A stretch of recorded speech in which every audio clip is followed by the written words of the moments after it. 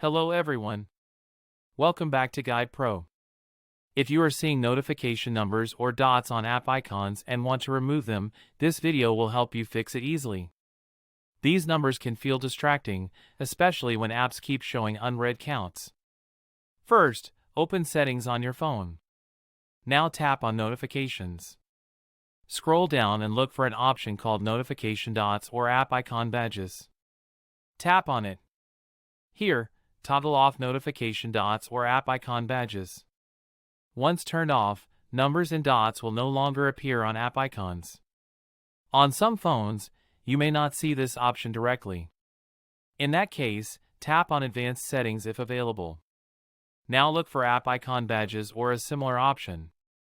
Toggle it off from there. After disabling this setting, your home screen will look clean and distraction-free. You can turn it back on anytime if you want notification numbers again. Like the video if it helped.